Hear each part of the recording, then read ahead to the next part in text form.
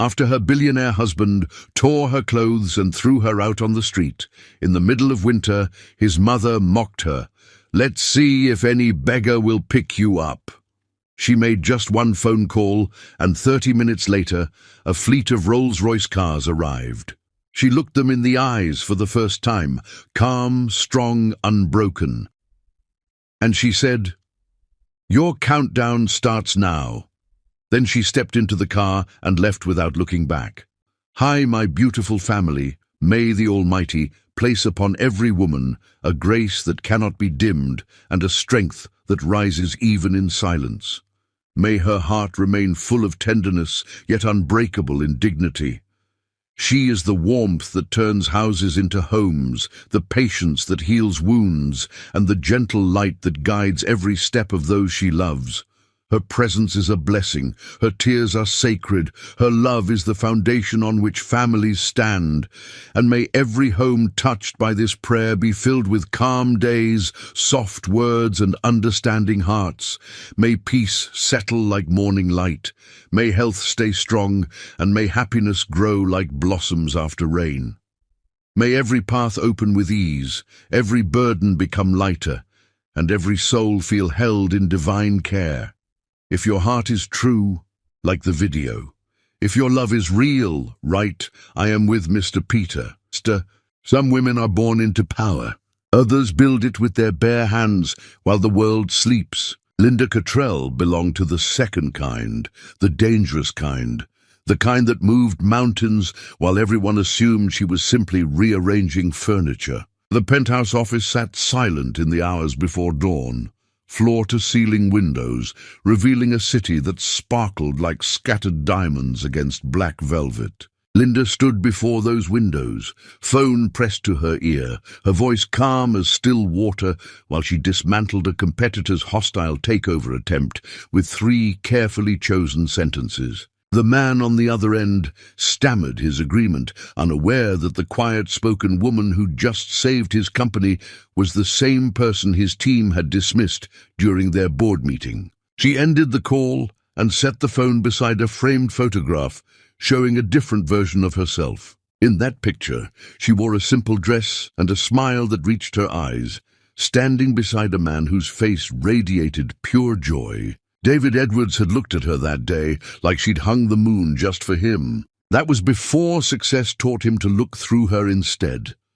The memory pulled her backward through years to the day they met. David had been sitting in a coffee shop with blueprints spread across 3 tables, his hair disheveled, his eyes red from sleepless nights, sketching structural designs that were brilliant and completely unfunded. She'd been there for a different meeting, but something about his concentrated frustration had made her pause. When his pencil rolled off the table and stopped at her feet, she'd picked it up and glanced at his drawings before returning it. "You've got the support columns in the wrong configuration," she'd said, and he'd looked up with surprise that shifted into curiosity when she explained why his design would fail inspection. They'd talked for 3 hours about architecture and dreams, and the way buildings could tell stories through their structures. He'd bought her dinner with money he clearly didn't have, and she'd listened to his vision for creating spaces that would make people feel something beyond just shelter. She'd seen something rare in his passion, something untainted by greed or ego, just pure love for creating beautiful structures that would stand for generations and mean something to the communities they served. Their courtship had been brief and intense, filled with late-night conversations and shared dreams about the future they'd build together. David proposed beside a half-finished building he hoped to purchase someday, his hands shaking as he offered her a simple ring and promises about partnership and forever. She'd said yes without hesitation, already knowing she loved him more than she'd ever loved anything. Her mother had attended the wedding with reservation carved into every line of her face, standing at the edge of the celebration like someone watching a beloved daughter walk toward a cliff. After the ceremony, while guests celebrated with champagne and laughter, her mother had taken Linda aside into a quiet corner and spoken words that would echo through everything that followed. "Love makes fools of the wisest women. her mother had said, holding Linda's hands between her own weathered ones, hands that had built their own fortune through decades of careful strategy. But wisdom keeps its counsel. Never show all your cards, daughter. A man who knows your full hand might fold when the stakes get high. Keep something back always, not as deception, but as protection. Linda had laughed then, dismissing the warning as her mother's cynicism born from bad experiences with men who'd tried to diminish her. David wasn't like the men her mother had known. David was different. David was honest and good, and saw her as an equal partner. She'd been so certain of that truth, so convinced that their love would be different from all the cautionary tales her mother had shared over the years. The early days of their marriage had glowed with simple happiness that needed nothing but each other to feel complete. They'd lived in a small apartment where the heating barely worked and the neighbors were loud, but none of that mattered because they were building something together. David would wake before dawn to work on project proposals, while Linda made coffee and watched him create beauty from blank pages, his pencil moving with confidence across paper as he sketched his visions into reality. When his first major opportunity came, a bid for a municipal renovation that could establish his reputation in the competitive construction world, Linda had quietly arranged a meeting with the deputy mayor through connections she'd carefully cultivated over years of strategic networking. She'd never told David about that conversation, about how she'd spent 2 hours explaining why his innovative approach was exactly what the city needed, about how she'd leveraged her own credibility to vouch for an unknown architect with brilliant ideas, but no track record. David had won the contract and come home whooping with triumph, lifting her off the ground and spinning her around until they both collapsed, laughing on their worn couch, dizzy with joy and possibility. He'd credited his hard work, his innovative designs, his persuasive presentation to the selection committee. She'd kissed him and agreed with everything, never mentioning the hours she'd spent behind the scenes, making sure the right people understood his potential before he even walked into that room. That became her pattern, the rhythm of their marriage. David would dream these magnificent dreams, and Linda would build the invisible scaffolding that made those dreams transform from possibility into reality, all while standing in shadow so complete that even David forgot she was there working on his behalf. Greg Farley had warned her about this approach during one of their quarterly meetings, back when they'd been running her holdings through offshore structures and shell companies that kept her name invisible from public records. "You're building him an empire and signing it with his name," Greg had said, concern evident in every syllable, his brow furrowed with worry for his oldest friend. What happens when he believes he's the empire? What happens when he forgets that the foundation was built by someone else? Linda had smiled and changed the subject, believing that love meant sacrifice, that marriage meant supporting your partner's confidence even if it required eroding your own visibility. She'd been managing wealth and property that would have placed her among the most powerful individuals in the city, controlling investments and holdings that generated more wealth than David could comprehend. Yet she'd chosen to be known simply as David Edwards' wife, the quiet woman who stood beside him at events and smiled pleasantly when people forgot to learn her name or ask about her own work. The devotion had been absolute and unwavering. When David fell ill with pneumonia that settled deep in his lungs and wouldn't break despite antibiotics, Linda had cancelled a property acquisition worth millions to sit beside his bed for 5 straight days and nights without sleep. She'd held his hand through fevers that made him delirious and calling out for his mother, had fed him soup when he was too weak to lift the spoon. He had read to him from architectural magazines when he was coherent enough to listen and find comfort in familiar topics. Greg had called repeatedly about time-sensitive decisions that required her immediate attention, but Linda had silenced her phone and chosen her husband's comfort over every business opportunity, over every deal that couldn't wait, because David needed her, and that was all that mattered in those frightening days. David had recovered and thanked her sweetly, holding her close and whispering that he didn't know what he'd do without her. But even then, even in that moment of genuine gratitude, she'd noticed something shifting in his expression when she tried to discuss his upcoming project challenges and offer solutions based on her own extensive experience. He'd patted her hand in a way that felt patronizing and suggested she shouldn't worry her pretty head about things she didn't understand, that these were complex matters he needed to handle himself. Though the dismissal had stung like a paper cut, sharp and unexpected, she'd told herself he was still recovering, still finding his strength, still shaken from being so ill and vulnerable. But the dismissals continued and grew more frequent.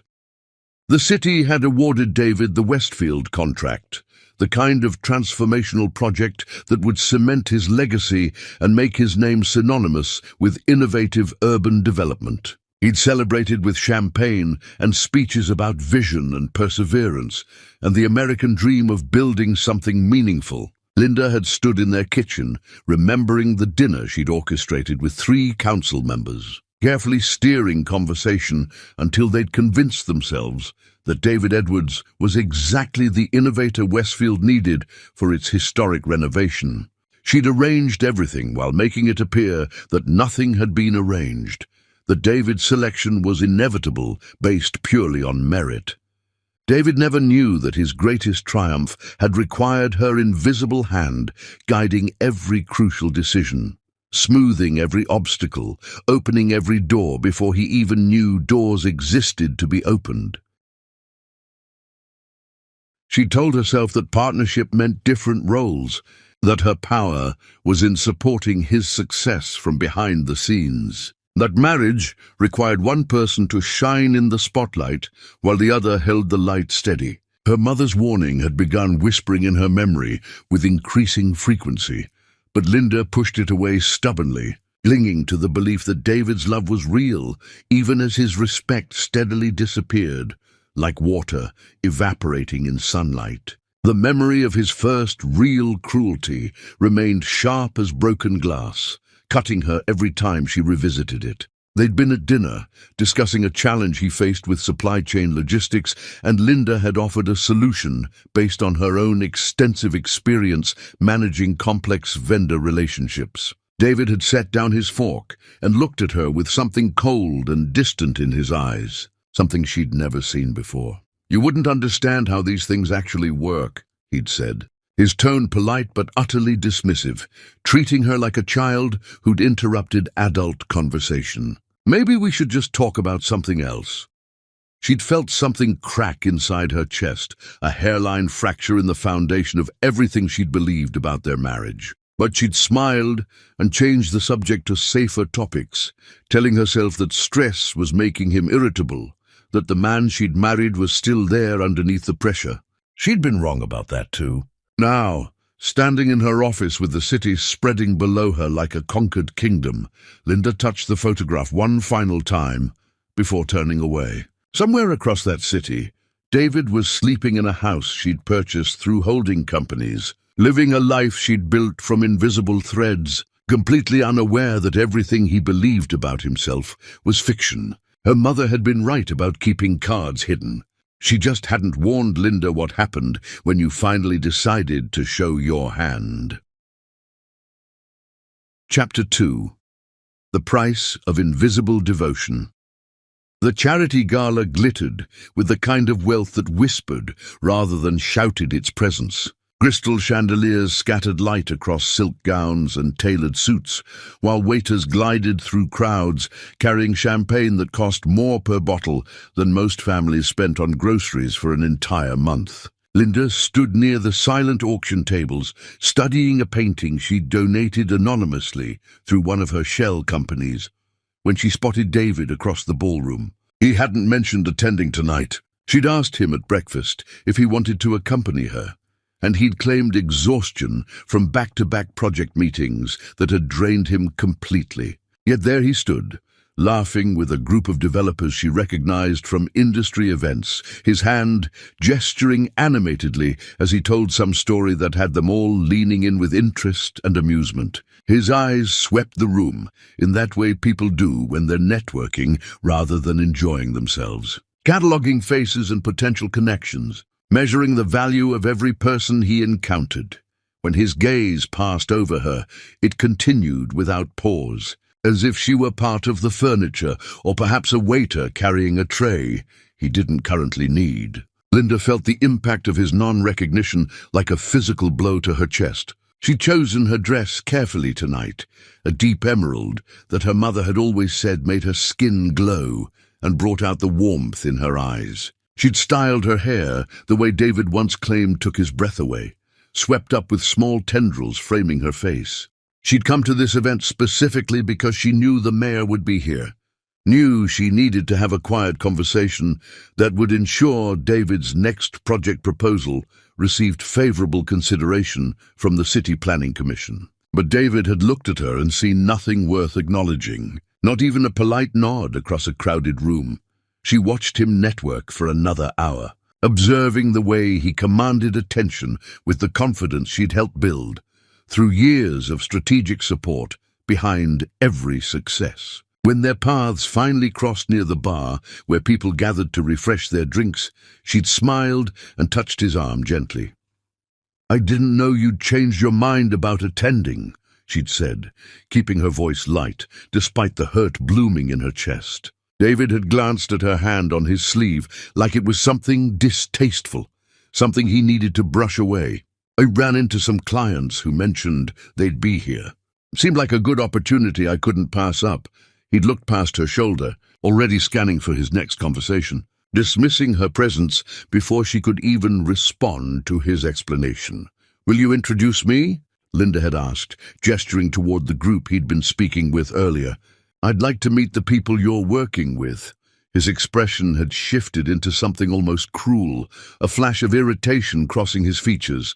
"These are discussions about complex projects and technical specifications. You'd probably find them boring beyond comprehension." Then he'd walked away without waiting for her response, leaving her standing alone beside the bar while couples swirled past on the dance floor and people laughed at jokes she couldn't hear. Linda had excused herself shortly after, slipping into the cool night air where the sounds of the gala became muted and her breathing could return to something approaching normal. Greg found her standing beneath the building's overhang, struggling to keep her composure intact while rain began to fall in light mist around them. He'd taken one look at her face and understood immediately what had happened. "He's here, isn't he?" Greg had asked quietly, anger simmering beneath his careful control. She'd nodded, not trusting her voice to remain steady if she tried to speak. Greg had offered his arm with gentle courtesy, walked her to his car parked nearby, and driven her to an all-night diner far from the glittering gala and its painful memories. Over coffee that was terrible but honest, served in chipped mugs by a tired waitress. He'd listened while she tried to explain away David's behavior, tried to justify the dismissal as stress or preoccupation with important matters.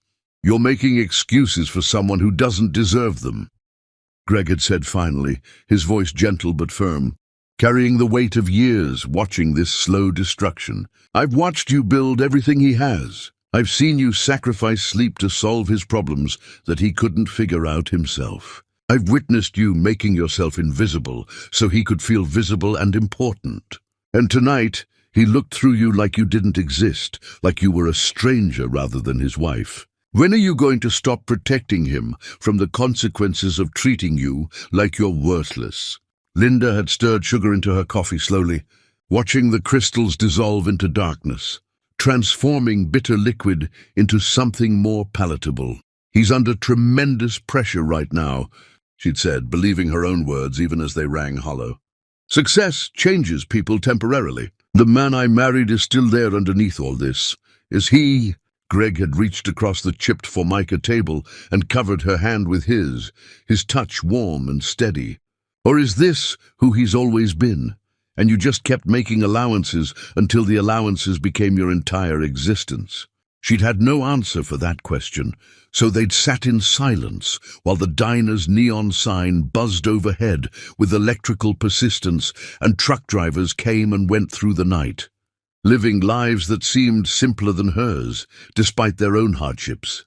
The pattern had continued deteriorating like a building slowly crumbling from foundation rot. David's greatest crisis arrived when his concrete supplier was exposed for using substandard materials in multiple projects, a scandal that threatened to destroy his flagship Westfield project before construction even began properly. The revelation could have ended his career, destroyed his reputation, left him liable for damages that would bankrupt him completely. Linda had spent 3 sleepless nights working her network with focused intensity, calling in favors from connections David didn't know she had, arranging for premium materials to be delivered at cost from suppliers who owed her for past assistance that had saved their own enterprises.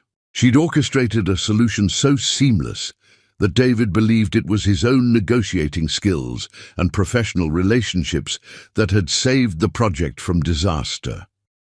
He'd come home triumphant after resolving the crisis, opened expensive wine she'd stocked in their cellar for special occasions, and toasted his own brilliance with colleagues he'd invited over to celebrate. Linda had raised her glass and smiled while her mother's voice echoed in her memory, asking what she'd expected from a man who'd never had to acknowledge the hands that lifted him higher every day. Her mother called during those difficult days, some instinct telling her that Linda needed guidance and support.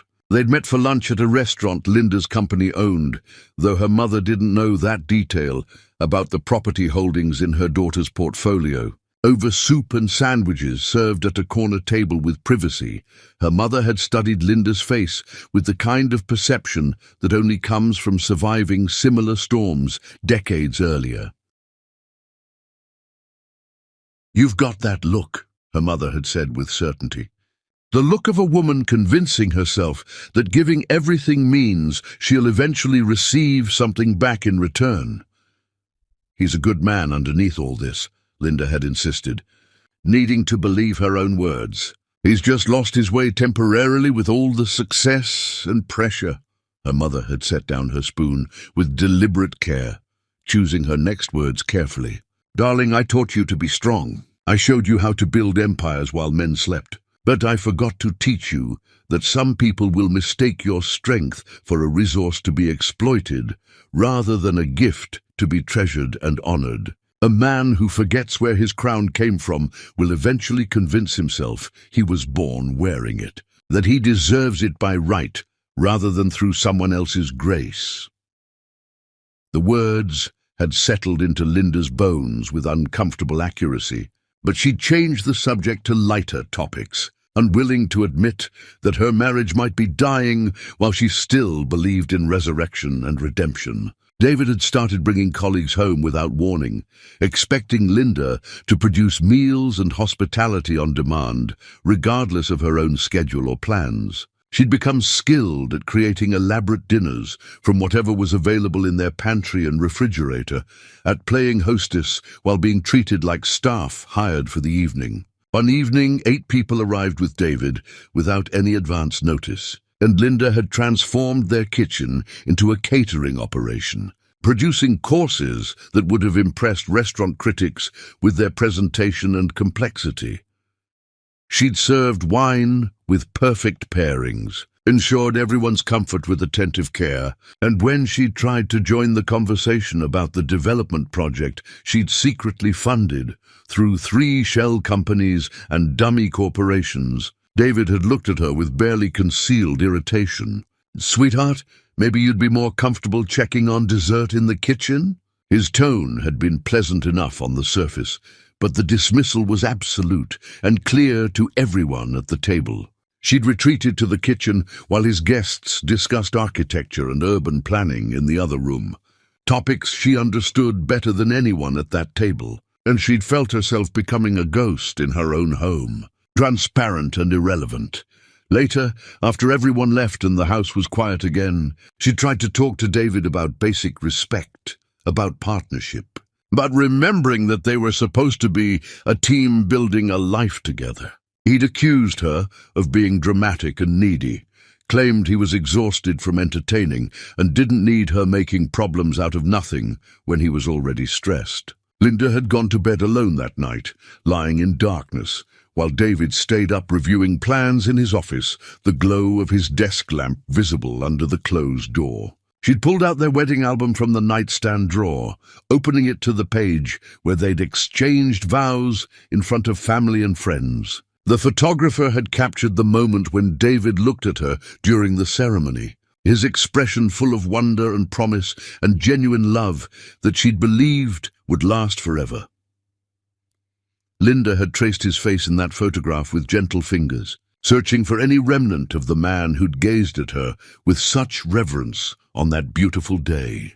She'd fallen asleep with the album open across her chest, and when David finally came to bed in the early hours before dawn, he hadn't noticed it lying there between them, another invisible thing in the growing collection of everything he'd stopped seeing about the woman who'd built his world.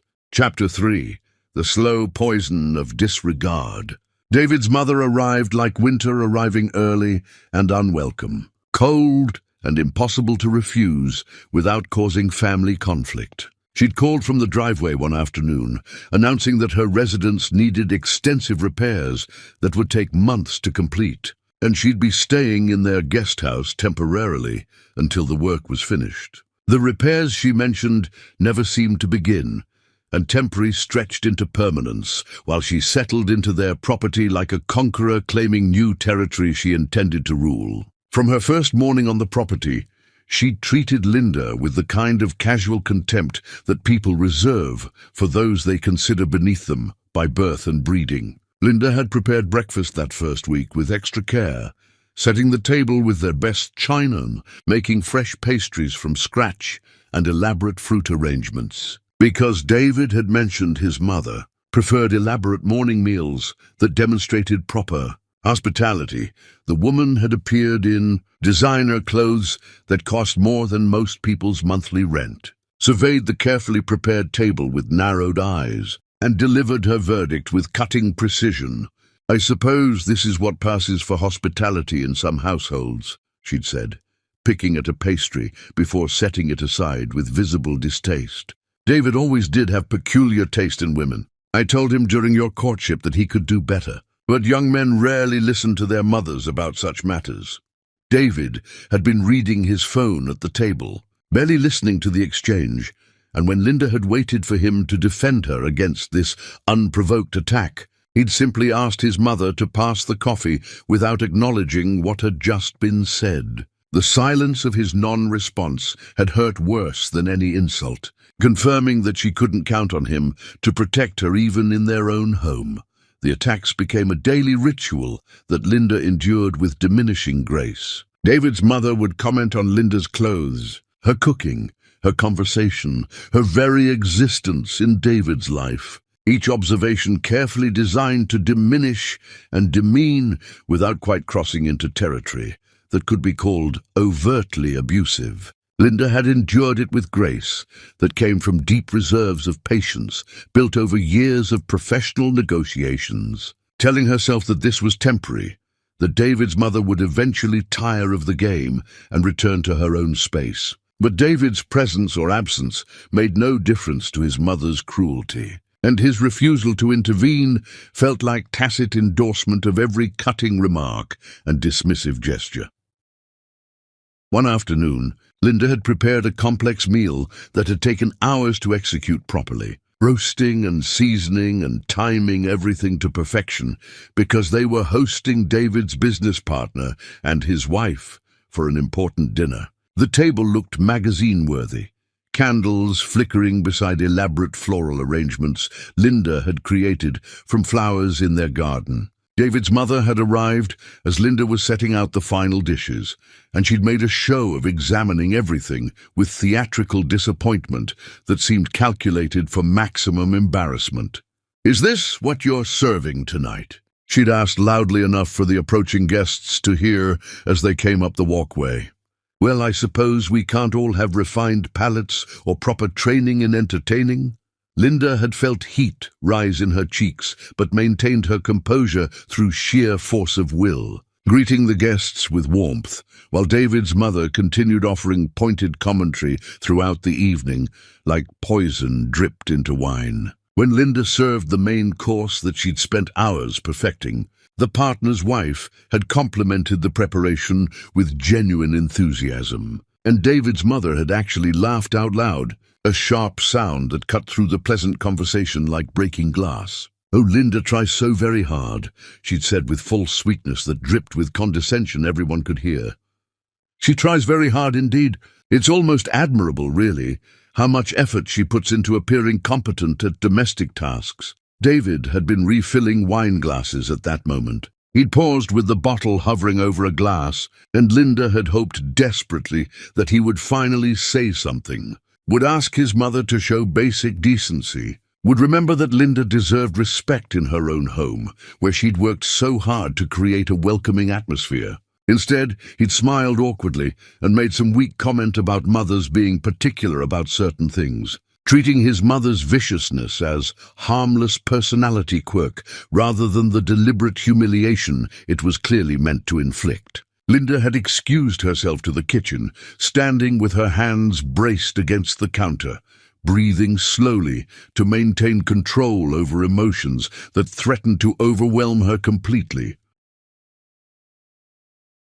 Greg had stopped by earlier to drop off papers she'd needed to sign regarding a property acquisition, and she'd stashed them in the kitchen desk drawer for later review. Now she pulled them out with shaking hands, looking at documents representing deals worth more money than everyone at that dinner table would earn in their collective lifetimes combined. The contrast between who she actually was and how she allowed herself to be treated had never felt more grotesque or painful. She'd returned to the dinner after composing herself, served dessert with practiced grace, smiled through more of David's mother's barbs that came steadily like water torture, and played the role of gracious hostess while feeling herself erode from the inside out like a cliff face slowly crumbling into the sea. After the guests finally left and the house was quiet, she'd started cleaning up the remnants of the evening, and David's mother had cornered her in the dining room with deliberate intent. "You realize you're an embarrassment to him, don't you?" the older woman had said, her voice low and venomous, intimate in its cruelty. David could have married someone worthy of the Edwards family name, someone with breeding, with class, with proper social connections. Instead, he chose you, and now he's stuck pretending you're something you're not, while everyone can see the truth. Linda had met her eyes directly, refusing to look away. "David chose me because he loved me," she'd said firmly.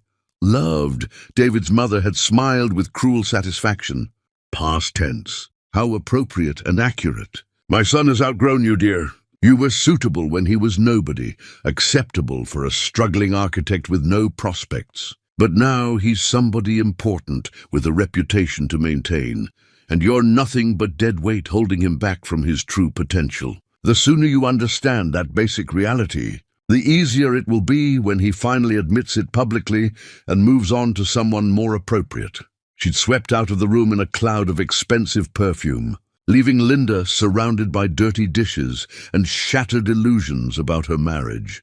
David had witnessed that entire exchange from the doorway where he'd been standing silently. Linda had seen him there, had watched him turn and walk away rather than defend her or challenge his mother's cruelty, and something fundamental had broken in that moment. She'd stood alone in her dining room, hands shaking, wondering how she'd become so worthless in the eyes of the man who'd once promised to cherish her above everything else in his life. The final blow to David's business enterprise had been averted through Linda's intervention, though he never knew how close to complete disaster he'd actually come during that frightening period. His business partner, a man Linda had never trusted despite her attempts to warn David about concerning behavior, had been systematically embezzling funds and positioning himself to absorb David's company when the inevitable collapse occurred according to his careful plan. Linda had discovered the scheme through her own extensive network. People who brought her information because they understood her reach and influence, even if David remained oblivious to his wife's true power. She'd compiled damning evidence, contacted appropriate authorities through carefully maintained channels that couldn't be traced back to her, and ensured the betrayer was removed before he could complete his theft of everything David had built with her invisible support. David had found the evidence in his office one morning, appearing mysteriously overnight like a gift from guardian angels, and he'd convinced himself that his own instincts had led him to investigate suspicious activity. He'd told Linda about the narrow escape over dinner, his tone suggesting she couldn't possibly grasp the complexity of what had almost happened to his business. She'd nodded and asked questions she already knew the answers to, letting him believe his own mythology while knowing she'd saved him from destruction.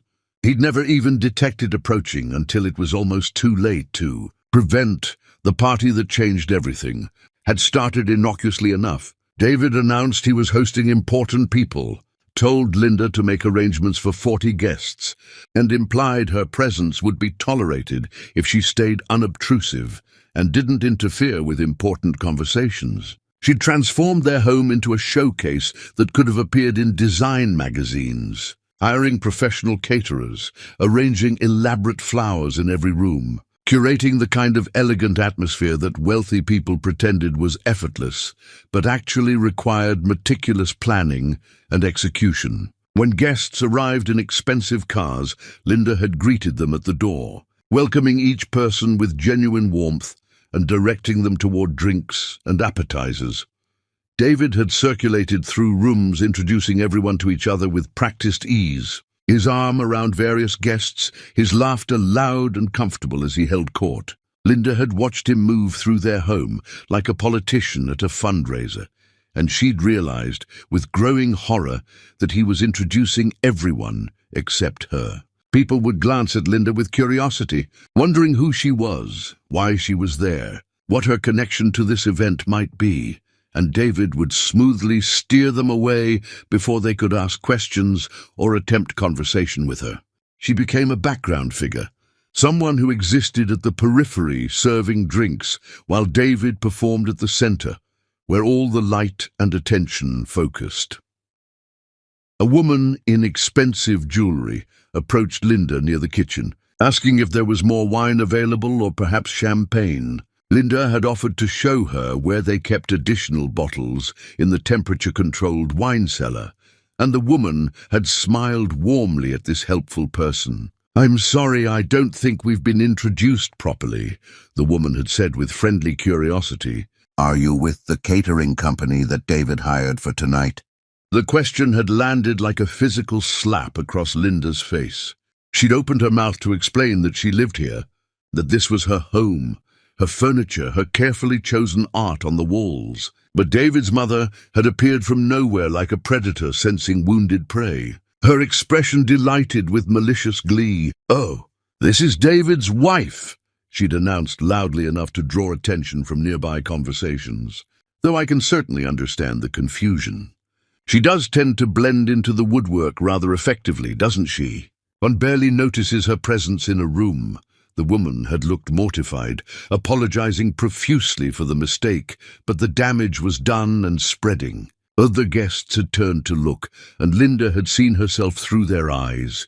Invisible, irrelevant, someone even her own husband forgot to mention or introduce to people in their home. She'd fled to the garden where the party noise became muted beneath the sound of wind through trees and her own racing heartbeat. Greg had found her there, sitting on a bench with her arms wrapped around herself against the cool evening air, struggling to breathe normally. He'd removed his jacket and draped it over her shoulders with tender care, then sat beside her in silence for a long moment before speaking words she'd been both dreading and needing to hear. "Come with me," he'd said quietly but firmly. "Right now. Walk away from this and never look back. You don't owe him anything else." "I can't abandon my marriage because of one bad party," Linda had whispered, still clinging to hope. "This isn't about one party." Greg's voice had carried a weight of accumulated grief from years of watching her suffer. I've watched you disappear piece by piece, like an artist's drawing being slowly erased. I've seen you sacrifice everything to prop up a man who treats you like you're nothing. I've stood by, respecting your choice to love him. But Linda, there's nothing left of you to love him with. He's taken it all and given you nothing but contempt in return. She turned to him, seeing the anguish in his face, understanding that his pain came from watching her destroy herself for someone who didn't deserve such sacrifice. He's lost his way, she'd insisted. But he's still the man I married underneath all this success and pressure. No, Greg had said firmly, with certainty born from observation. He's exactly who he always was. You just built him a better mask to hide behind. They'd sat in the garden until the party sounds faded and guests began leaving in their expensive cars. Linda had returned his jacket and gone back inside to clean up the remnants of the evening, finding David and his mother laughing together over some private joke in the living room. They'd looked up when Linda entered, and neither had acknowledged her presence, continuing their conversation as if she'd never arrived or perhaps had never existed at all. Linda had climbed the stairs to their bedroom, closed the door and finally allowed herself to cry, muffling the sound in pillows so no one would hear her grief and vulnerability.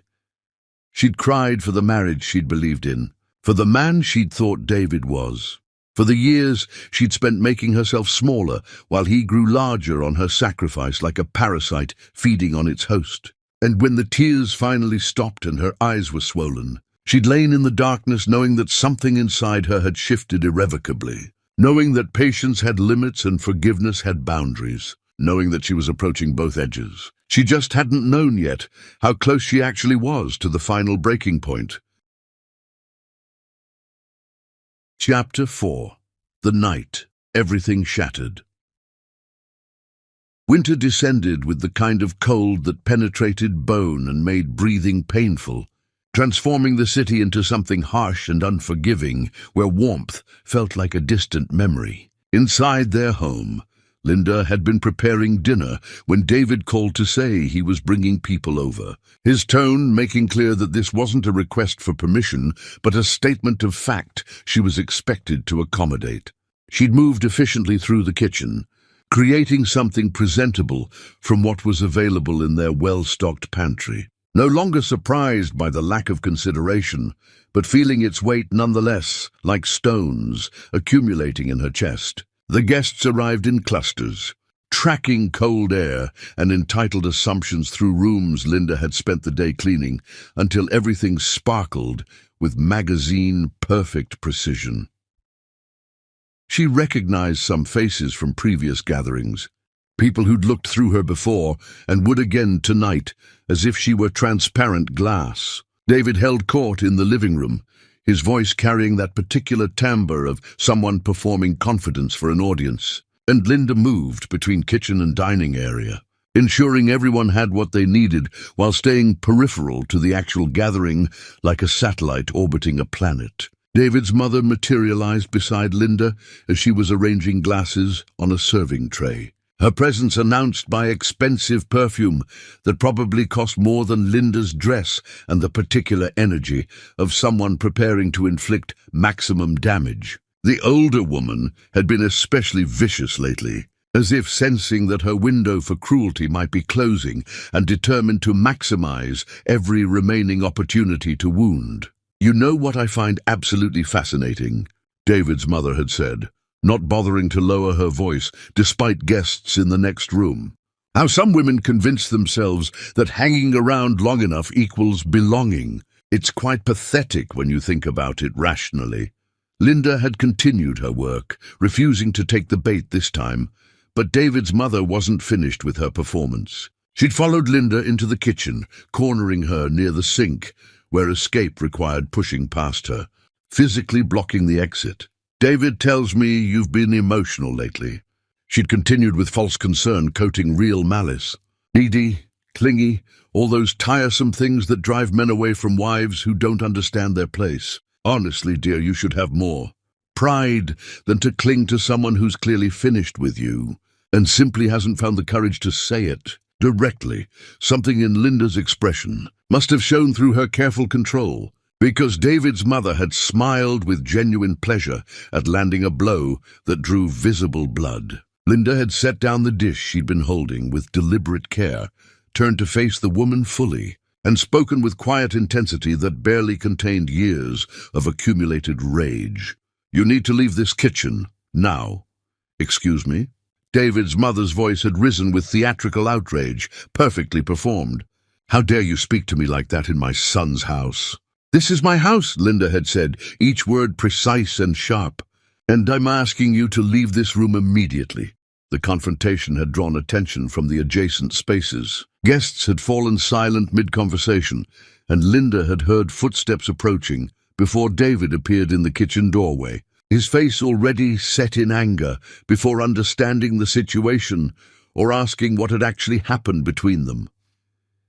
His mother had immediately adopted a wounded expression, one hand pressed to her chest in exaggerated distress that would have been funny if it weren't so effective. "David, she's being absolutely horrible to me," his mother had gasped dramatically. "I simply made a friendly comment about her appearance, and she attacked me verbally without provocation. I've never been spoken to with such disrespect in all my years." Linda had waited for David to ask what actually happened, to question his mother's convenient victim performance, to show even minimal interest in hearing Linda's side of this confrontation. Instead, his jaw had tightened, and he'd looked at Linda with something close to genuine hatred burning in his eyes. "What is wrong with you?" he'd demanded harshly. "Why are you always causing problems when I have important people here? Can't I have one evening without you making a scene and embarrassing me in front of colleagues?" The injustice had stolen Linda's breath completely.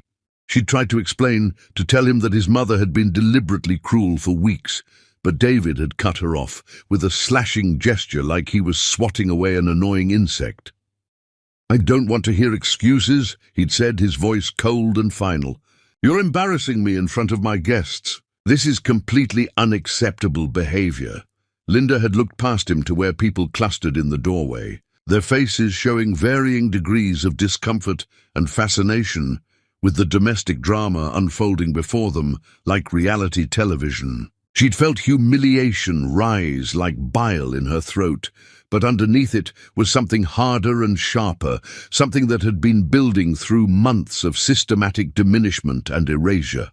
"I'd like to speak with you privately," she'd said, keeping her voice level despite the tremor beneath that threatened to break through her control. David's expression had shifted into something ugly and frightening, something she'd never seen before in all their years together.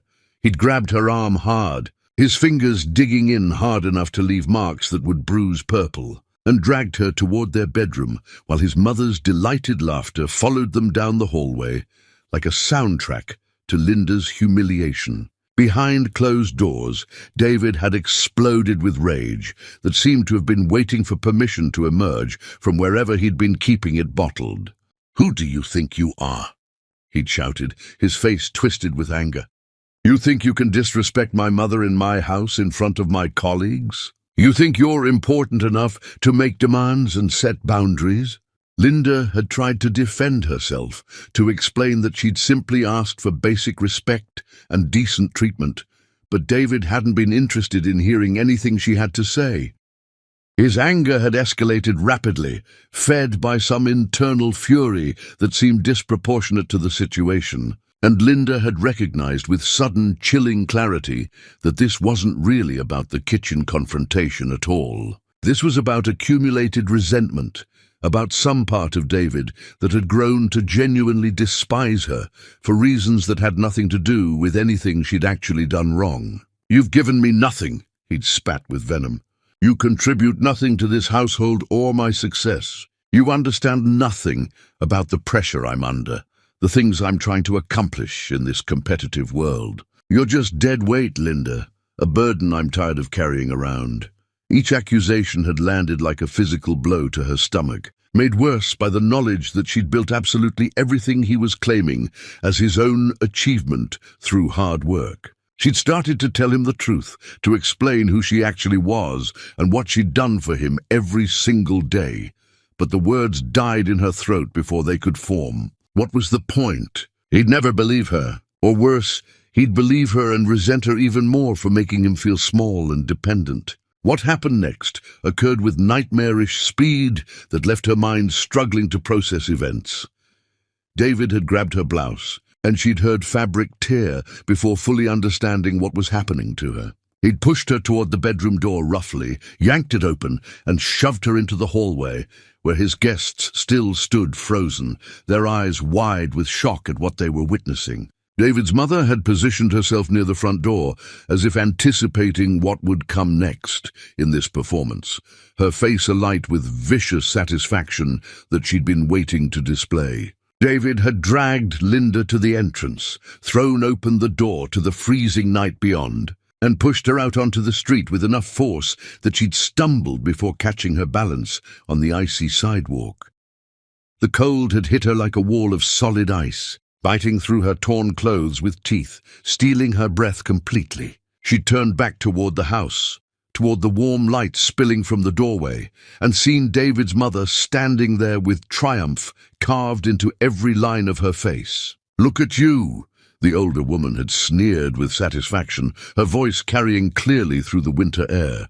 "Let's see if any beggar will even want to pick you up off the street. You were never worth our family name or my son's time." Linda had stood there on the frozen street, her clothes torn, her body beginning to shake from cold and shock, surrounded by the kind of complete humiliation that should have broken her spirit entirely. But she didn't cry. Instead, something clicked into place inside her, some final piece of understanding that shifted everything in her perception. She'd reached into her pocket with fingers already going numb from cold, pulled out her phone, and made a single call with steady hands. Greg had answered on the first ring, his voice immediately alert despite the late hour. Linda had spoken 2 words, calm and steady and absolutely certain of what she needed. "I need you." She'd ended the call and stood there in the cold, waiting patiently. David and his mother remained in the doorway, their expressions showing confusion now, as if they'd expected her to beg or cry or collapse in despair. Instead, Linda had straightened her spine despite the cold, lifted her chin with dignity, and waited with the patience of someone who knew exactly what was coming. The sound of engines rumbling through the quiet neighborhood had started distant and grown progressively closer, and Linda had felt something like peace settle over her as headlights appeared at the corner, moving toward her in perfect military formation. Chapter 5. The Queen reveals her crown. The motorcade arrived like something from another reality entirely. 15 vehicles in flawless synchronization that demonstrated both wealth and organizational precision, each one representing resources beyond what most people encountered in their entire lives. Rolls-Royces in midnight black, sterling silver, and royal blue lined the street with mechanical exactness, their presence so commanding that lights flickered on in neighboring houses all along the block, faces appearing in windows to witness the impossible scene unfolding on their quiet residential street. Uniformed drivers emerged simultaneously from each vehicle with practiced coordination, their movements synchronized with military exactness, standing at attention beside open doors like an honor guard for royalty. The entire operation took perhaps 15 seconds from arrival to full deployment, but those seconds transformed the street into something else entirely, announcing power with a subtlety that was somehow more intimidating than any ostentatious display could have achieved. Greg stepped from the lead car, his face carved from stone, fury radiating from him in waves, despite his controlled movements that spoke of barely restrained violence. He strode directly to Linda, without acknowledging anyone else present, removing his overcoat as he walked, and wrapped it around her shaking shoulders with hands that were gentle, despite the violence clearly coiled inside him like a spring wound too tight. He'd started to speak, to check if she was seriously injured, but Linda had touched his arm lightly and shaken her head firmly. There would be time for medical attention and concern later. Right now, She needed to finish this confrontation properly while witnesses could see what happened next. David and his mother had frozen in the doorway like statues, their expressions shifting from confusion to dawning disbelief as they processed what they were seeing unfold before them. Guests crowded behind them in the entrance, phones emerging to capture footage of something they clearly didn't understand, but recognized as historically significant. The street had transformed into a theater with perfect lighting, and Linda had spent too many years on the wrong side of the curtain playing supporting roles. She turned to face David and his mother directly, seeing them clearly for the first time, without the distortion of hope or love or desperate faith in redemption that had blinded her for years. They looked small suddenly, diminished by their own cruelty rather than elevated by it, and Linda felt the weight of her hidden identity settling onto her shoulders like armor she'd forgotten she owned. "Your countdown starts now," she said, her voice carrying through the winter air with absolute clarity and calm finality that left no room for misunderstanding. Then she turned away from them, as if they'd already ceased to exist in any meaningful way, allowing Greg to help her into the car with gentle assistance. The door closed with the solid thunk of precision engineering, sealing her into warmth and safety, and through the tinted window she caught one final glimpse of David's face. Confusion giving way rapidly to the first stirrings of comprehension that something catastrophic had just occurred in his life. The motorcade pulled away in perfect formation, leaving David standing in the ruins of his certainty about how the world worked. Neighbors would talk about this night for months afterward, crafting theories and speculation that wouldn't come close to the truth of what had actually transpired. But Linda wouldn't hear any of their gossip or speculation. She was done with that life, that street, that version of herself who'd accepted disrespect as the price of love. Greg had maintained silence during the short drive to the private medical facility, his jaw tight with restrained rage that threatened to explode. They'd pulled into an underground garage where Linda's physician waited with her medical bag. A woman named Dr. Phillips, who'd been Linda's friend since college, and who took one look at Linda's torn clothes and bruised arms before her professional composure cracked into pure fury. "Who did this?" she demanded with barely controlled anger, already guiding Linda toward the examination room with practiced efficiency. "Someone who doesn't matter anymore," Linda had answered and meant every word.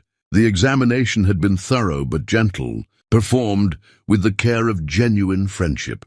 Dr. Phillips had documented bruises with careful photography, noting locations and severity with the precision of someone preparing evidence, even if Linda didn't think she'd need it for legal purposes. Afterward, wrapped in soft clothes that had appeared from somewhere in the facility's supply closet, Linda had emerged to find Greg on his phone, his voice clipped and efficient, as he issued instructions to people whose entire careers involved following his directions without question. When he'd ended the call, he'd looked at Linda with something between admiration and profound sorrow. "How far do you want to take this?" Linda had considered the question carefully while sipping tea that someone had prepared exactly how she liked it, with honey instead of sugar and a hint of mint. She'd thought about mercy, about proportional response, about being the bigger person and taking the high road. Then she'd thought about standing in the freezing street while David's mother laughed at her humiliation, about David's hands tearing her clothes with deliberate violence, about years of systematic erasure. "Everything," she'd said simply but with absolute conviction. "I want everything he has."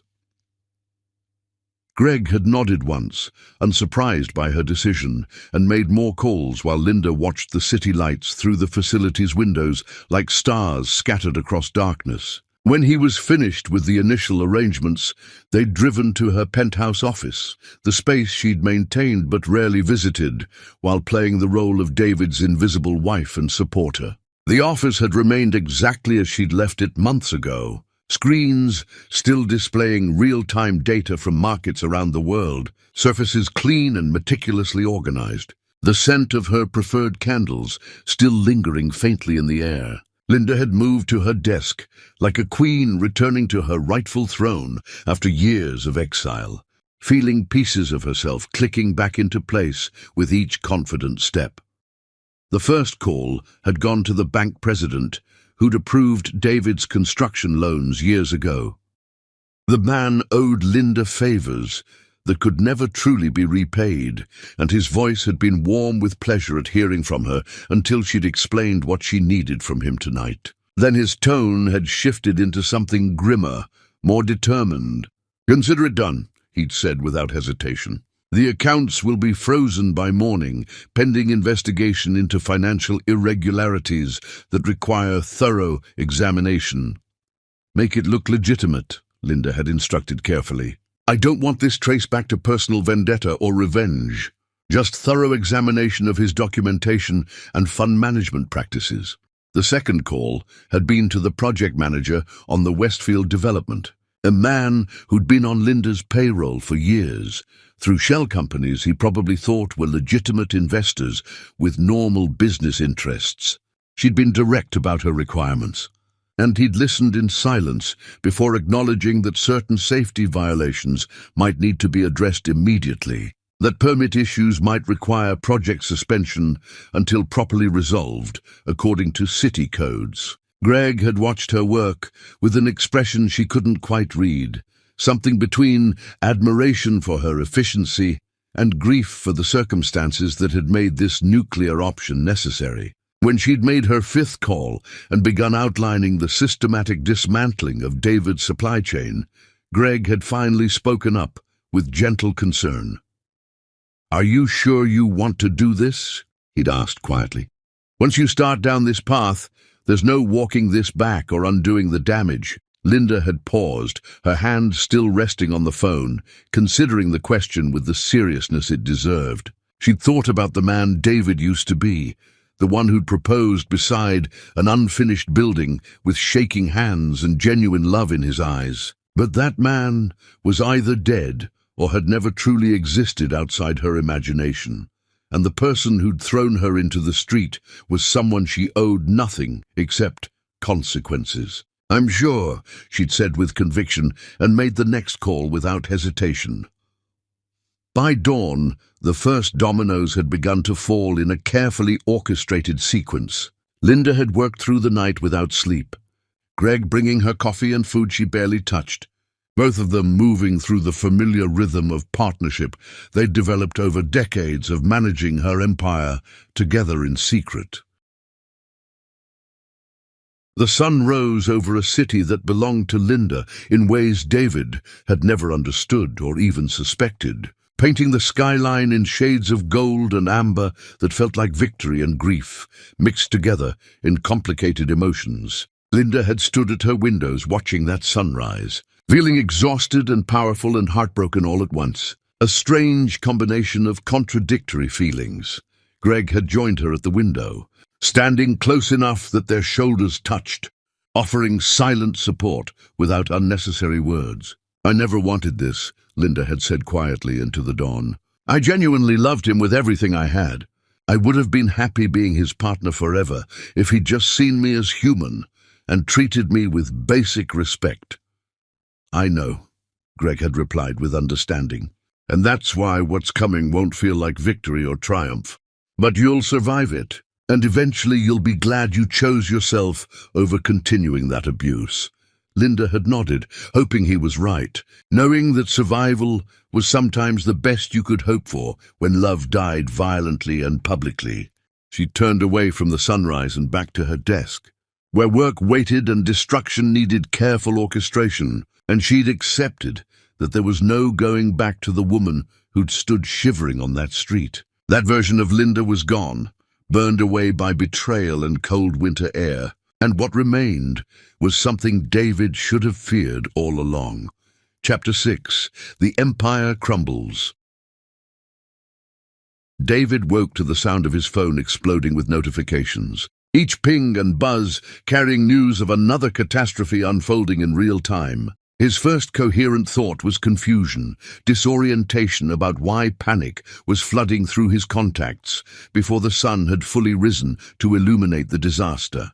His second thought was Linda, a stab of guilt he quickly suppressed by telling himself she'd deserved what happened, that she'd been disrespectful and needed to learn her proper place in his life. The third thought never fully formed, because the first phone call shattered whatever defensive narrative he'd been constructing about last night's events. His accountant's voice had been nearly hysterical, explaining that all company accounts had been frozen overnight, that federal investigators were examining irregularities in financial documentation, that nothing made sense because the records had been absolutely perfect just yesterday afternoon.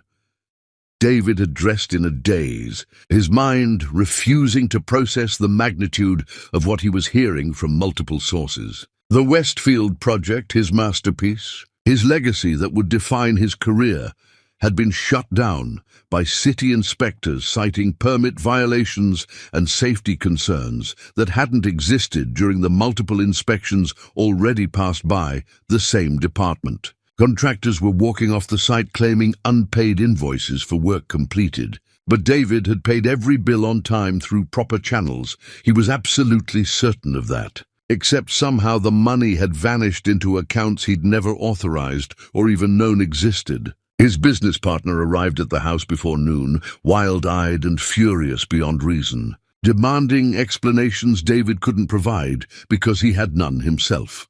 Together, they'd tried calling their primary investor, only to discover the line had been disconnected completely. Secondary contacts weren't returning messages or answering emails. Lawyers were suddenly unavailable when David desperately needed legal advice. It was as if every connection David had carefully cultivated over years of networking had simultaneously dissolved overnight like sugar in hot water. His mother had watched the chaos unfold with growing terror, her earlier triumph completely evaporated and replaced by dawning comprehension. She'd tried calling her own connections, people she'd known for decades, but conversations ended abruptly with flimsy excuses, doors closed with polite but firm finality, and the social network she'd relied upon seemed to have collectively decided she no longer existed in their world. "This is Linda's doing somehow," she'd announced, her voice shrill with panic. "She's somehow orchestrating this destruction." David had wanted to dismiss that as paranoid nonsense, wanted to insist that Linda was nobody with no power to affect anything in the real world. But doubt had begun creeping into his certainty like water seeping through cracks. The timing was too perfect, the destruction too comprehensive, too precisely targeted at everything he'd built with such care. He'd tried calling Linda's phone repeatedly, but the number was disconnected entirely. He'd driven to the small apartment where he'd assumed she might have gone to stay with family members. But nobody there had seen her or had any idea where she'd gone after last night. Mutual friends suddenly couldn't meet with him, claiming busy schedules with expressions that suggested they knew something he didn't about what was happening. The world David thought he understood was revealing itself to be built on foundations he'd never actually examined properly. The devastation continued with relentless precision throughout the day. His largest client, a resort development company that represented nearly half his projected revenue for the year, cancelled their contract without warning. No explanation beyond vague references to restructuring and strategic realignment. But David had spoken to their CEO just days ago, and everything had been enthusiastic optimism about their partnership. Something had changed dramatically. Someone had made a very persuasive call. And David was beginning to understand that the someone might have been Linda somehow. His business partner, emboldened by the chaos and sensing opportunity, had chosen this moment to challenge David publicly in front of remaining staff. During a tense meeting in the conference room, the man had stood up and delivered an accusation that hit like a knife between David's ribs. "You've been riding on luck and other people's work all along," he'd said, his voice carrying to everyone assembled. "Every major success you've claimed came too easily. Doors opened too perfectly. And now that whatever was propping you up is gone, we're seeing what you actually are without that support. Nothing but an empty suit." The accusation had sparked something in David's memory, connections beginning to form that he didn't want to acknowledge or examine closely. He'd thought about Linda, sitting quietly in corners while he celebrated victories and took credit. Linda, who'd always been there in the background like wallpaper. Linda, who'd somehow always known how to solve problems he couldn't figure out himself. He'd pushed those uncomfortable thoughts away, unwilling to admit that his success might have been anything other than his own genius and hard work. Greg appeared at David's office late one afternoon, walking past security who'd mysteriously allowed him through without announcement or clearance. He'd stood in the doorway of David's increasingly empty workspace, his expression carrying pure disgust, and delivered his message with cold precision. "I watched her make herself invisible to protect your pathetic ego," Greg had said, each word deliberate and cutting like surgical instruments. "I watched her sacrifice her identity to build a man who wasn't worth the ground she walked on. Everything you thought you accomplished was her gift to you, and you repaid her with cruelty and violence. What's coming next is mercy compared to what you actually deserve for what you've done." David had tried to respond, to defend himself, to demand explanations and answers. But Greg had already turned and left, leaving David alone, with implications that were becoming impossible to ignore or rationalize away. He'd pulled up Linda's name on his computer, searching for information he'd never bothered to learn about his own wife during all their years together. The results had been sparse, carefully scrubbed from public records, revealing nothing except the growing suspicion that he'd never actually known who she was, beyond the role she'd played for him. His mother had tried to maintain her superiority, insisting this was temporary chaos, that their family name carried weight that Linda could never touch or undermine. But her voice had lacked its usual conviction, and when David had snapped at her to be quiet because he couldn't think, the first real crack had appeared in their alliance of cruelty against Linda. Alone in his office as moving boxes accumulated and staff members quietly sought employment elsewhere, David had found an old folder of photographs from his early career stored in a desk drawer. Pictures of completed projects, of ribbon cuttings and ceremonies where he'd been congratulated for innovative solutions and praised by city officials. In the background of several photos, nearly invisible if you weren't looking carefully, stood Linda, watching him with an expression he'd never noticed before in real time. Pride mixed with something sadder, something that suggested she'd known even then that he'd never acknowledge her role or give her credit. He'd traced her face in those photographs with shaking fingers, seeing her properly for the first time, understanding too late that every success he'd celebrated had been built on her invisible labor and connections. Every victory had been her gift wrapped in his name, and he'd thrown her away like garbage because he'd been too small and insecure to see how large she actually was. The bank had scheduled a meeting to discuss asset seizure and foreclosure proceedings. His house, the one where he'd thrown Linda into the street like trash, would be foreclosed within weeks. The company bearing his name would dissolve under the weight of investigations and cancelled contracts. And David sat among the ruins of everything he'd thought was his through merit, finally beginning to understand that none of it had ever really belonged to him at all. He'd been borrowing Linda's power without knowing it, living on credit he'd never earned, and now she'd taken it back with interest, leaving him to discover exactly how far he could fall without her hands holding him up every single day. Chapter 7. The Mother Pays. David's mother had spent her entire adult life believing that heritage and social position were armor against consequence, that breeding and family name created immunity from the rules that governed ordinary people. Linda decided to dismantle that illusion with surgical precision, proving that cruelty had a price, even for those who thought themselves untouchable by normal standards. The eviction notice arrived on a morning when frost painted the windows white, and David was too buried in his own disasters to help his mother with her suddenly urgent problems. The guest house, where his mother had been living for months, turned out to be owned through a complex network of holding companies that ultimately traced back to Linda's vast empire. Though proving that connection would have required resources David's mother no longer possessed or could access. The legal document was thorough and final, giving her exactly 72 hours to vacate the premises completely. She'd stormed into the main house, waving the papers with trembling hands, her face mottled with rage and disbelief at being treated this way. David had scanned the eviction notice with growing horror, recognizing the legal language of someone who'd planned this carefully, who'd waited for exactly the right moment to strike when they were most vulnerable. "This is your wife's doing," his mother had hissed with certainty. "That ungrateful creature is trying to make me homeless as revenge. She's not my wife anymore," David had said quietly, the truth of that statement settling over both of them with uncomfortable weight they couldn't escape.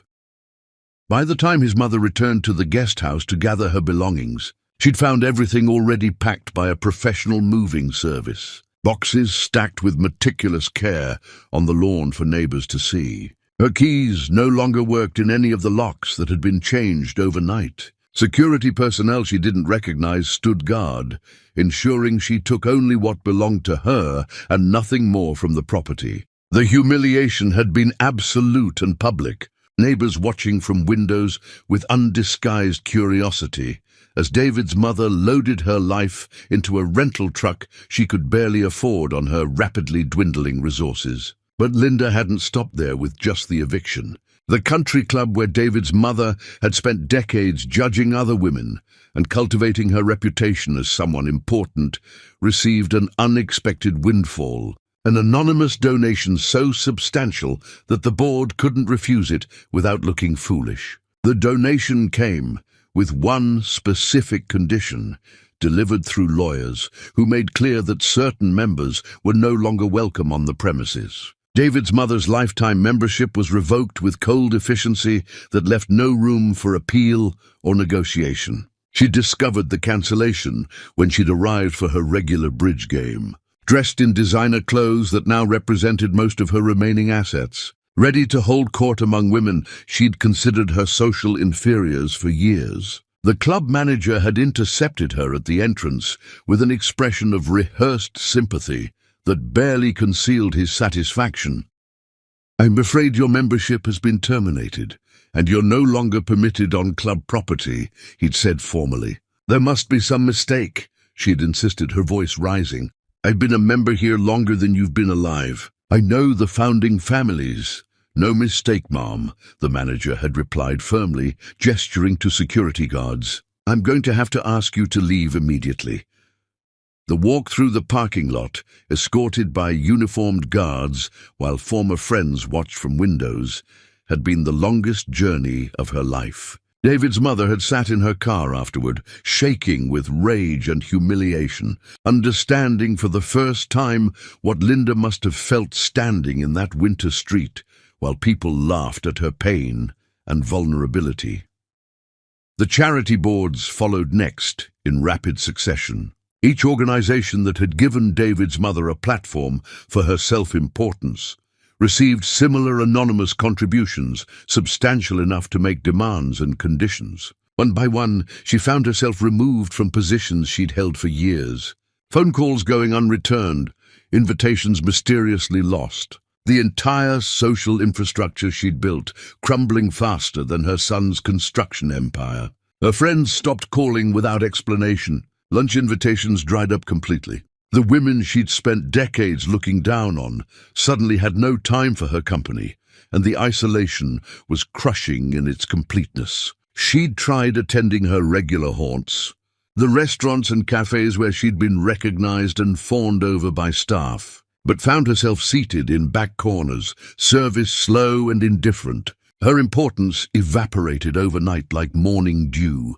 David had tried to manage his mother's psychological breakdown while his own world continued its spectacular collapse. But the stress fractured their relationship beyond any possibility of repair. She'd blamed him for everything, for marrying Linda in the first place, for not controlling his wife better, for bringing this destruction upon their family through his poor choices. Her accusations had been shrill and relentless, wearing away at David's already fragile composure like water eroding stone.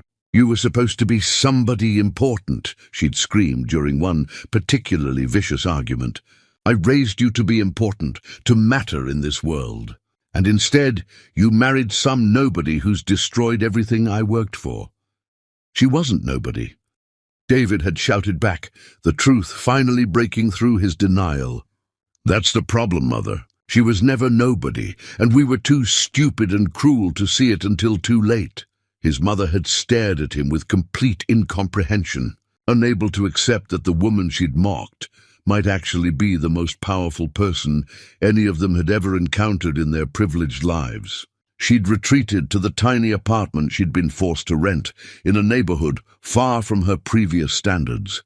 A space so far below her expectations that every moment inside it felt like punishment for sins committed.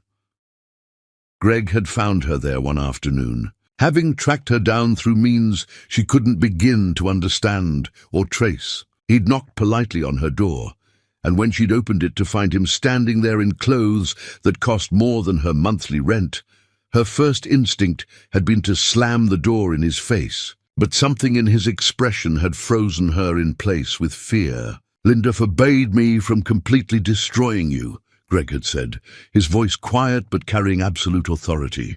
"She said you weren't worth the energy, that leaving you with the scraps of your former life was sufficient consequence. I argued against that mercy, but Linda is better than the people who hurt her so deliberately." David's mother had opened her mouth to deliver some cutting remark, some attempt to reclaim her dignity and superiority, but Greg had continued speaking before she could form words.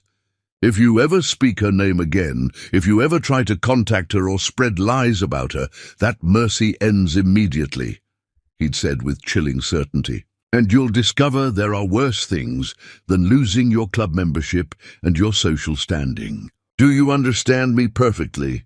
She'd understood with crystalline clarity, the threat clear enough that she'd simply nodded, watching Greg walk away and leave her standing in the doorway of her diminished life.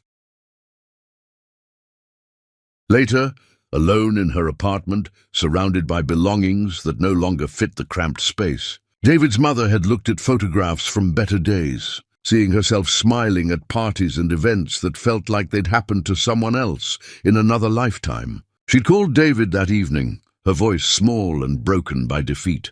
"I'm sorry," she'd whispered, "for all of it, for everything we did to her."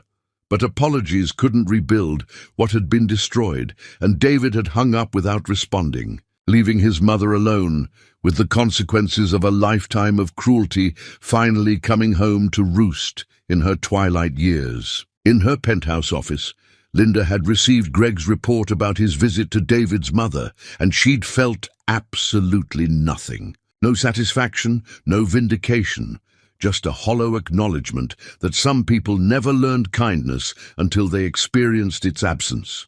She'd moved on to other work, other concerns, letting David's mother fade into the irrelevance where she belonged. Chapter 8. The Revelation and the Refusal. David's investigation into his own collapse had led him down paths he'd never known existed in his comfortable world. A banker mentioned offshore accounts Linda managed with expertise. A lawyer referenced the property holdings she'd assembled across multiple cities. A contractor spoke casually about anonymous investment groups that everyone in the industry knew were fronted by the same brilliant woman operating behind carefully constructed corporate veils. Each conversation was a puzzle piece that David assembled with growing horror, constructing an image of someone he'd shared a bed with for years, but had never actually seen or known. The full revelation came when David finally cornered Greg outside a restaurant, desperate enough to wait in the cold for 3 hours until the man emerged from a dinner meeting. Greg had looked at him with such pure contempt that David had actually stepped backward instinctively, but desperation had pushed him forward again despite his fear. "I need to understand what's happening to my life," David had said, his voice cracking. "Please. I know Linda's behind this somehow, but I don't understand how she could do any of this." She's just a housewife. She doesn't have the resources or connections to do what's being done to me.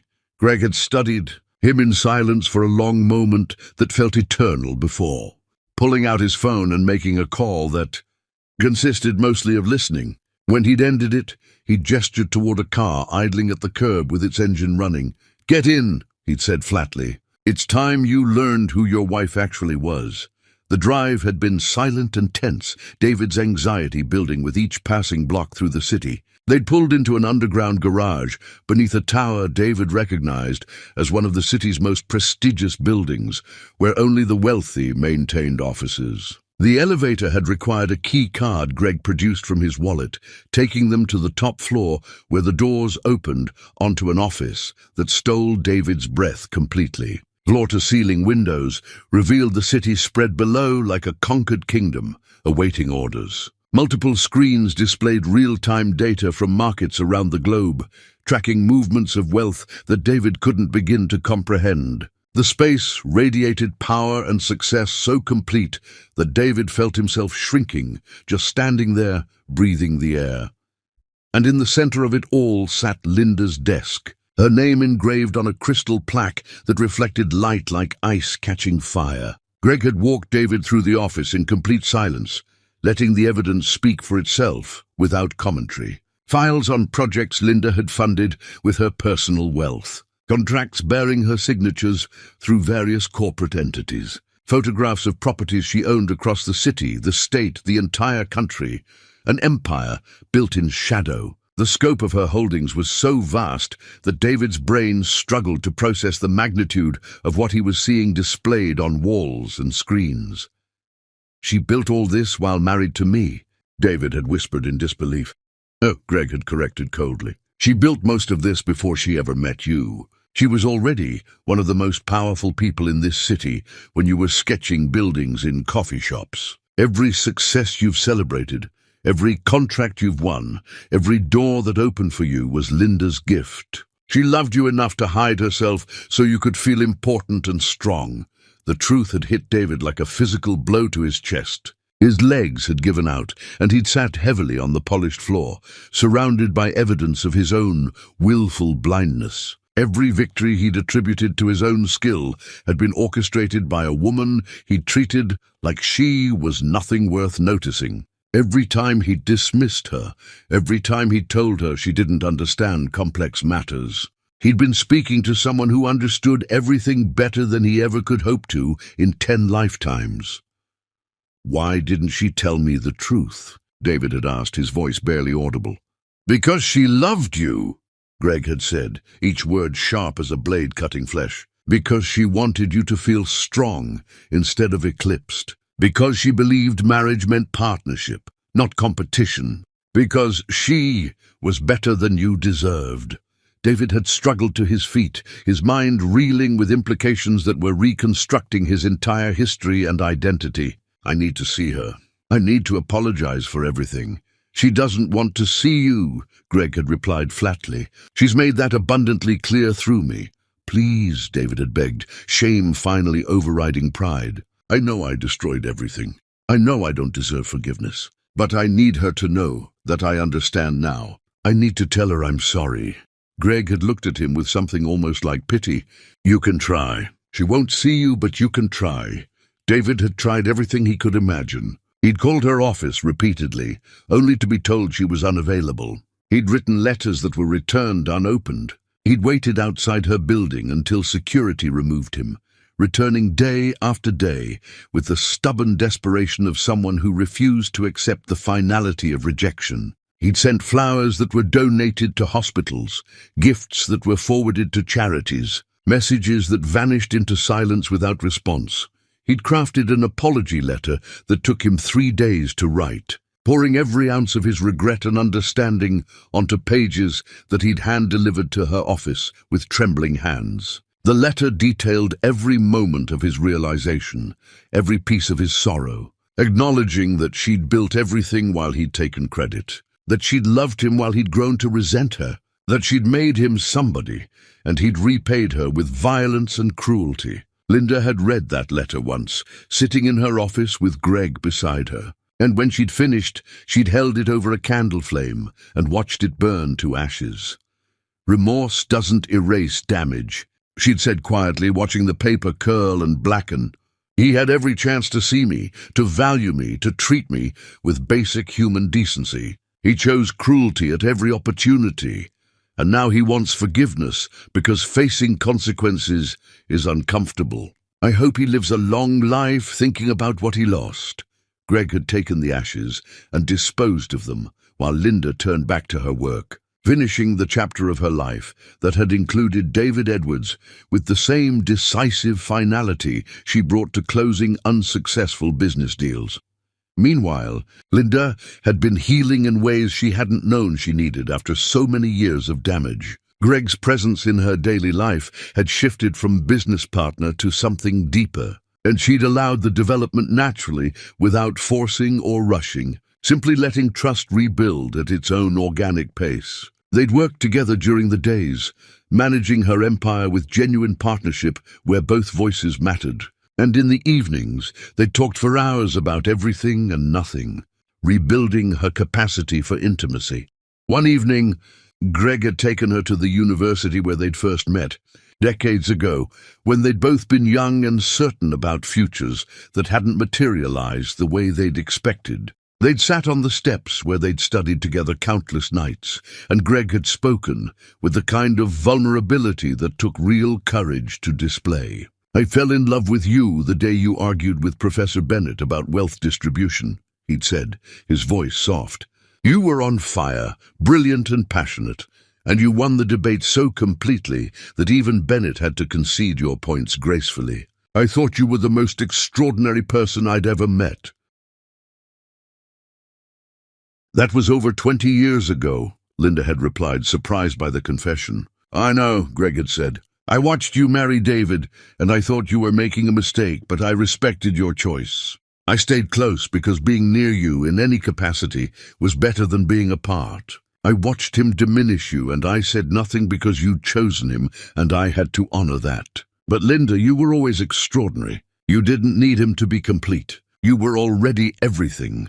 Linda had cried then, not from pain, but from the relief of being truly seen after so many years of invisibility. Greg had held her while she wept, offering comfort that asked for nothing in return. And Linda had felt something inside her begin to heal, pieces of herself knitting back together, stronger than before. She'd filed for divorce, with papers that arrived at David's temporary apartment like a final verdict. He'd signed them without contest, because he knew he had no grounds to refuse, knew that any attempt to fight would only reveal more of his failures. The legal dissolution of their marriage had been quick and cold, erasing years with the stroke of a pen.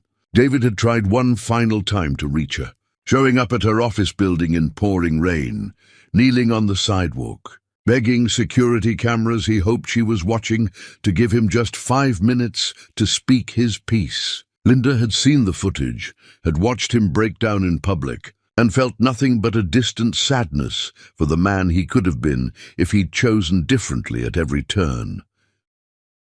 She'd asked security to escort him away and ensure he didn't return to her building.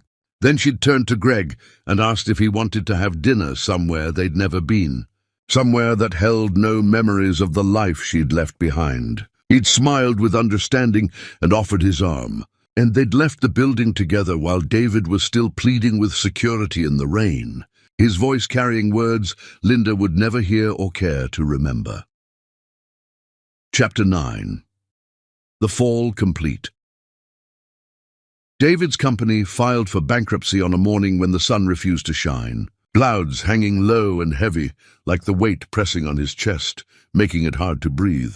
The once thriving construction firm that had borne his name dissolved under accumulated failures, unpaid debts, and investigations that revealed structures built on foundations that had never been his own work. The lawyers handling the dissolution had been efficient and cold, explaining that his reputation was so thoroughly destroyed that even starting over would be nearly impossible in this industry where word traveled fast. Employment prospects had evaporated completely overnight.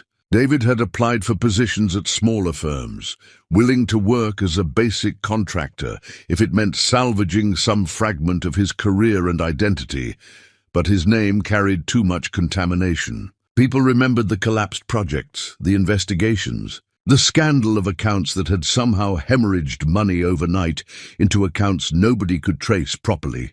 Nobody wanted to risk association with someone who'd fallen so far so fast from such heights. The house where he'd thrown Linda into the winter cold was foreclosed with the same mechanical precision that had characterized her systematic revenge. Moving trucks had arrived to remove his possessions, and David had supervised the packing with numb detachment, watching his life compressed into cardboard boxes that felt increasingly meaningless as symbols of a life that no longer existed. Furniture that had seemed important now looked like props from a play he'd stopped performing for an audience that had departed.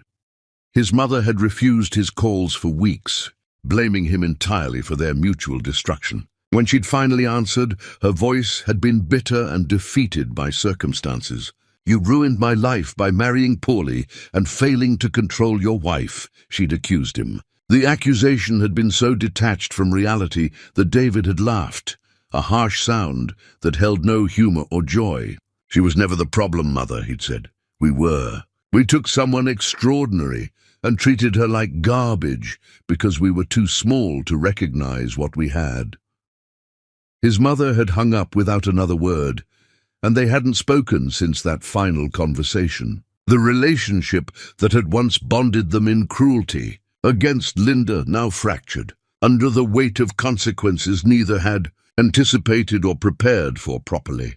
David moved into a small apartment in a neighborhood far from the luxury he'd taken for granted, carrying boxes of possessions that represented the remnants of his former life. The isolation was complete and absolute. Friends had abandoned him, colleagues had distanced themselves professionally, and the social circles where he'd once moved effortlessly now closed ranks against him like a fortress with raised drawbridge. David found himself alone in ways he'd never experienced during his comfortable life, understanding for the first time what Linda must have felt, watching him dismiss her repeatedly while people she'd helped looked through her as if she were invisible furniture.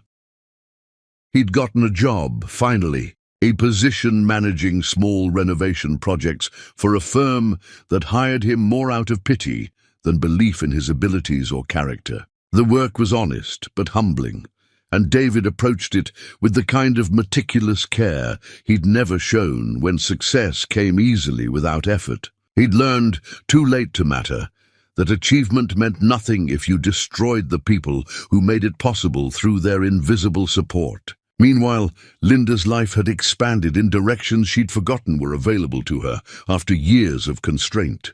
Greg's presence had become central to her days, not replacing what she'd lost with David, but offering something entirely different, something based on mutual respect and genuine partnership between equals. They'd worked together seamlessly, managing her empire with combined expertise that created results neither could achieve alone. And in the evenings, they discovered that decades of friendship had built foundations for something deeper and more meaningful. Greg had taken her to concerts Linda loved, but David had dismissed as boring and pretentious. They'd visited galleries where Linda could spend hours analyzing art without anyone sighing impatiently behind her checking their watch. They'd traveled to places Linda had wanted to explore, and Greg had been genuinely interested in her thoughts and perspectives rather than treating her opinions as background noise to be tolerated. One evening, sitting on the balcony of her penthouse, with the city glittering below like scattered jewels, Greg had reached across the small table between them and taken her hand with gentle hesitation, as if asking permission for something significant. Linda had looked at their joined hands, feeling the steadiness in his grip, and realized she was ready for this, ready to trust again with someone who'd proven his loyalty through years of patient friendship without expectation of reward. "I know it's too soon," Greg had said quietly. "I know you're still healing from everything. But Linda, I've waited over 20 years to ask if you might consider giving us a chance at something more than partnership and friendship. I'm not asking for an answer tonight, just asking if you'd think about the possibility. Linda had felt tears building, but not from sadness this time. I don't need time to think about it, she'd replied. You've been the most consistent person in my life through everything. You've seen me at my worst and stayed. You've protected me without asking for anything in return. If you're asking if I'm ready to see where this could go, then yes. Greg, I think I am. He'd smiled with relief and joy mixed together beautifully, standing and pulling her gently to her feet, holding her close, while the city sparkled around them like a celebration designed just for this moment.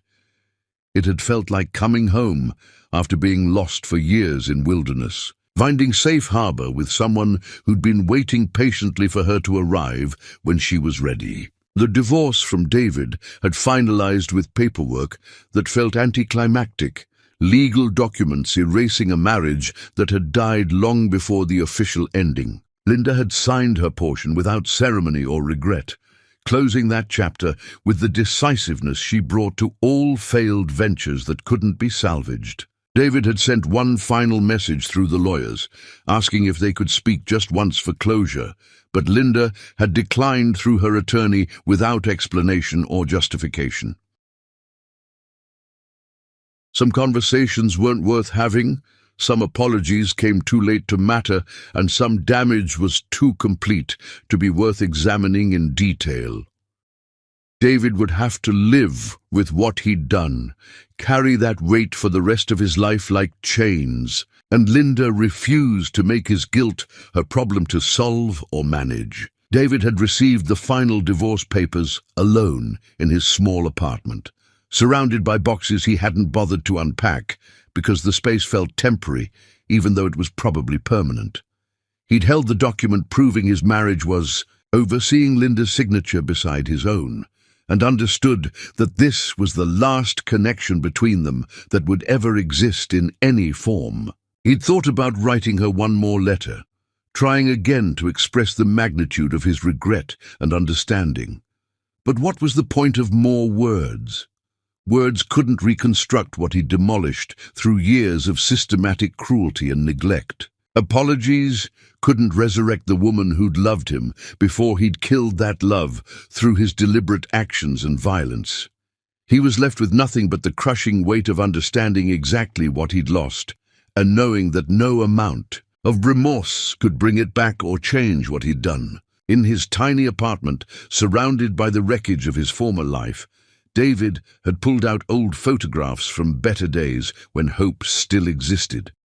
Pictures of Linda smiling with genuine happiness, images of them together when love had been real and hope hadn't yet died under the weight of his cruelty. He'd traced her face in those photographs with shaking fingers, seeing too late the light in her eyes that had slowly dimmed under his treatment, seeing the exact moment when she'd stopped looking at him with love and started looking through him with nothing at all. He'd cried for the first time since childhood, alone, where nobody could witness his breakdown and judge his weakness, grieving not just for what he'd lost, but for who he'd become, for the man who'd taken something precious and destroyed it through casual cruelty and willful blindness to what he had. And when the tears finally stopped and left his face swollen, he'd carefully put the photographs away in a drawer, because looking at them hurt too much and changed nothing about his reality anyway.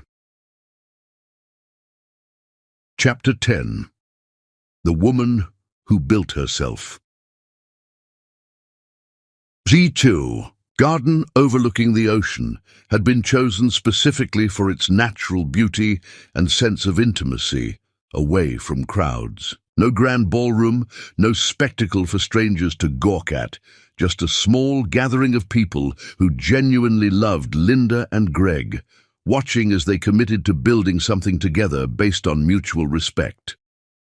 The ceremony was simple but profound, vows spoken with the weight of decades of friendship behind them, giving depth to every promise. Greg's voice had trembled slightly when he'd promised to stand beside her as an equal partner always, to celebrate her strength rather than fear it, to love her exactly as she was rather than trying to reshape her into something smaller and more manageable for his ego. Linda had spoken her own vows with clarity that came from hard-won wisdom, purchased through pain. She promised honesty and genuine partnership and the courage to remain fully visible even when it would be easier to hide parts of herself again. When they'd kissed to seal their marriage, the small group of guests had applauded with genuine joy, and Linda had felt happiness bloom inside her chest, untainted by doubt or fear, or the need to diminish herself for someone else's comfort or insecurity. This was what partnership was supposed to feel like, what marriage could be when both people respected each other completely, without reservation. The months that followed had proven the foundation solid and built to last. Linda and Greg worked together, managing her empire, their combined expertise creating synergies that benefited everything they touched with their partnership. Greg never tried to claim credit for her ideas, never dismissed her insights, never made her feel invisible or less than. Instead, he'd encouraged her to step fully into her public role, to let the world finally see who she'd always been beneath the disguise she'd worn. Linda's first major public appearance had been at a charity gala, and when reporters had asked about her seemingly sudden rise in prominence, she'd smiled and corrected their assumption gently. "I've been building my holdings for over 2 decades, she'd said calmly. "People just weren't paying attention because I preferred it that way. But circumstances change, and so do strategies." The revelation had sent ripples through circles that mattered, people examining connections and tracing patterns they'd missed. Linda's name appeared in publications and on buildings, her company logo becoming recognized. She'd stepped from shadows into light, claiming space that had always belonged to her. Greg stood beside her at every event, never in front or behind, but next to her, where true partners belonged. David's fate played out with quiet desperation far from Linda's attention or concern. He'd rebuilt a small fraction of his former career through grinding effort and humility he'd never possessed before. The work was honest, but limited. He'd see her name on buildings, her face in publications, and each sighting reminded him of everything lost. He never remarried, never recovered status, living with knowledge that he'd held something extraordinary and crushed it deliberately. His mother died alone and bitter, having driven away everyone. David attended the funeral alone, crying afterward for choices that couldn't be unmade. Linda learned of the death and felt nothing. No satisfaction, just acknowledgement that some people never learned. She'd moved on completely. Late one evening, working on plans for a women's shelter, Greg brought tea and asked if she regretted the years with David. Linda considered carefully. "I regret the pain. I regret hiding myself. I regret David couldn't be better. But I don't regret the lessons about self-worth, about the difference between sacrifice and self-destruction. Those lessons brought me here, to you." Greg kissed her gently, promising to prove partnership could be extraordinary. One afternoon, Linda stood on the street where David had thrown her out. The house had become a resource center for women rebuilding lives. Standing in summer sunshine, Linda felt the weight finally lift. She'd been thrown away, but had been holding the power all along. Greg's car arrived, and Linda climbed in beside the man who'd loved her invisible and visible. As they drove away, Linda looked forward, ready for everything ahead. She'd survived, discovered her strength, and now was finally free to be exactly who she'd always been. The empire had always been hers. Here are 6 powerful lessons from Linda's story. Never make yourself invisible for someone else's comfort.